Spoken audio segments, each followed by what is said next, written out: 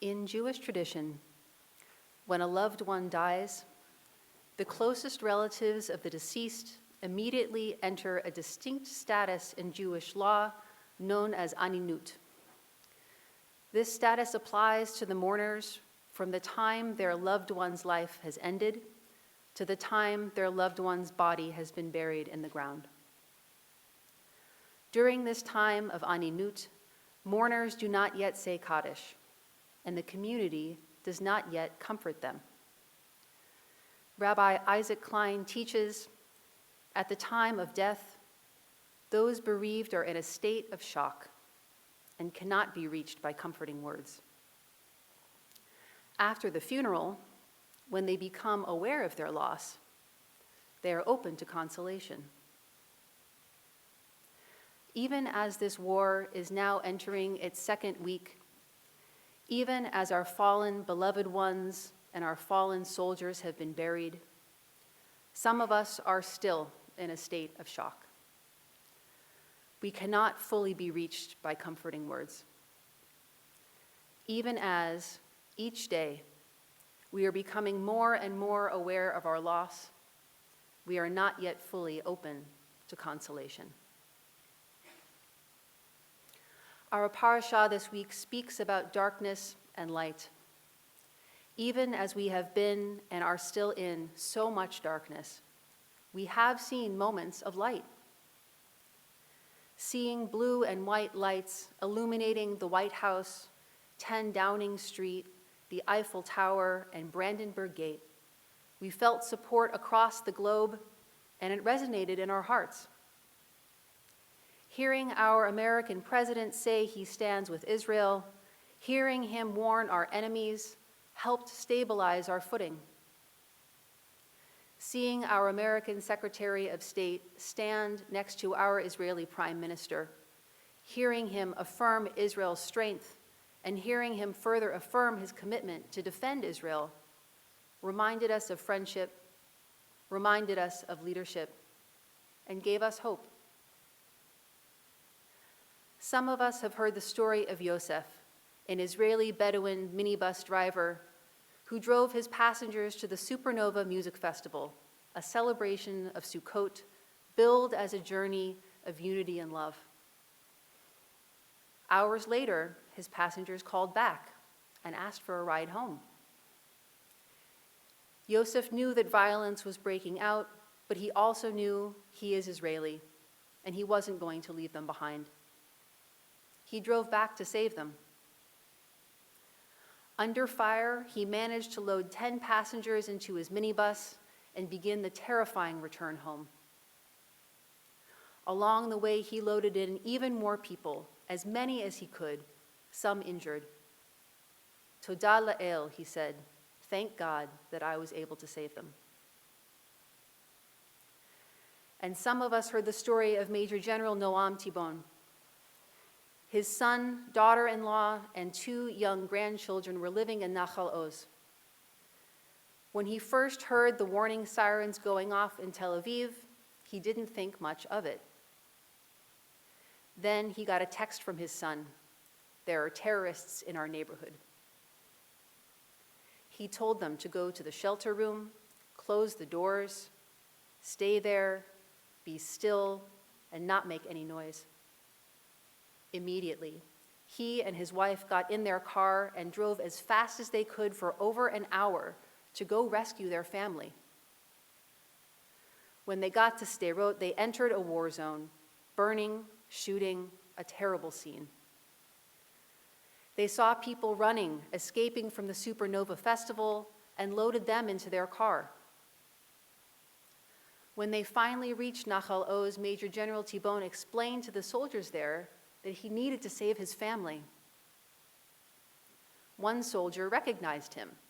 He had served under him before, and they went together toward his son's neighborhood.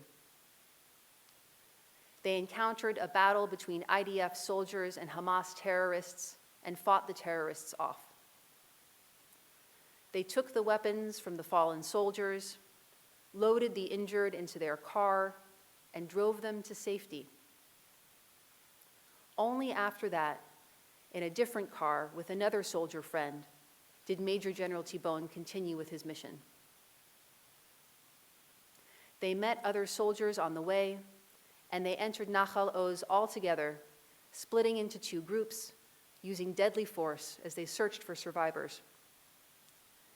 They went on block by block, street by street, until they came to the home of Major General T-Bone's son, daughter-in-law, and grandchildren. He saved them all, entering the house saying, "I'm here, Grandpa's here, Anipo, Sababa." These acts of heroism are beams of light, every bit as spectacular as the first light of God's creation. As we behold them, we are in awe. Yet, as the past week continued to unfold, we saw more and more darkness.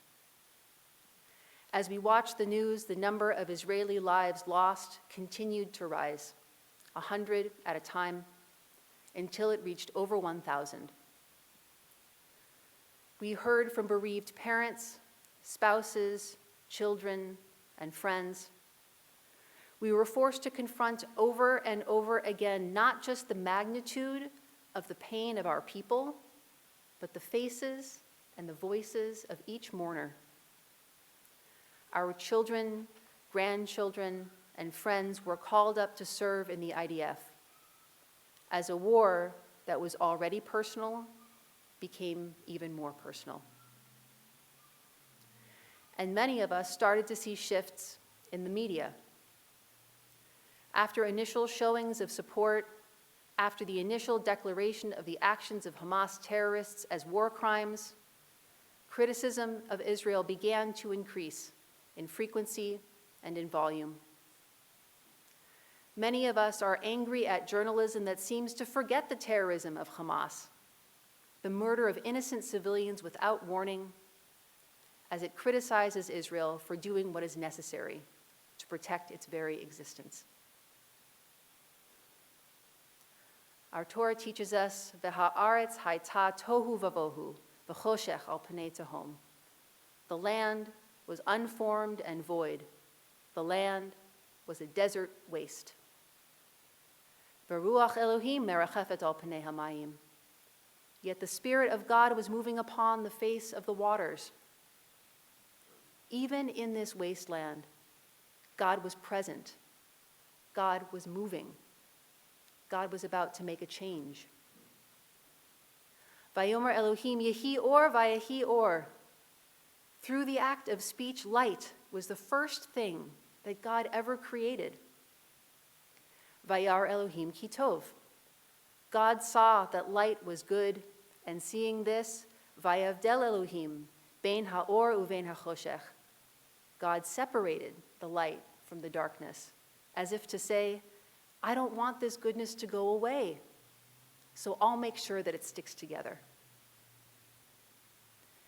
Especially in times like this, I wish more than anything that God would show up for us in the magic feeling way that God shows up in this first parashah of our Torah.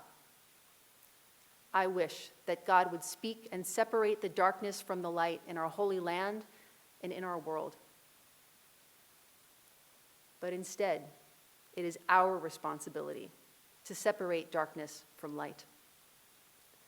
Our parasha teaches us that we, humankind, shall rule the whole earth, that we shall protect it. And our parasha teaches us that our eyes are opened, that we know the difference between good and bad. All week, we have been speaking and hearing about what we must do to fulfill this responsibility, what specific actions we must take to separate darkness from light. We must communicate with pride and strength and resolve our support for the state of Israel. We must contribute with our financial resources to support the Israeli soldiers and civilians who are in urgent need of our assistance. And we must come together to speak and to listen, to sit and to mourn, to pray and to hope. And we must do this all of this, even as this war continues, even as we anxiously await and sometimes rail against media coverage, even as we are proud of and worried for our Israeli family and our Israeli troops. The good news is we are doing this now. We are doing this today. By showing up for our community, both in person and virtually, we are communicating our support for the state of Israel and our pride in being Jewish. By donating this week, as many of us have, we are supporting our Israeli brothers and sisters powerfully and meaningfully, and we will do so again this coming week after the conclusion of Shabbat. And by listening to one another today, by sharing with each other our hopes and fears, our worries and dreams, we provide for one another the support that we are thirsting for. By reciting prayers for Israel, reading psalms to bring healing, and pouring out our hearts in the words of our tefillot, we ask God to be with us in this very moment, to partner with us in creation, to be by our side as we separate darkness from light.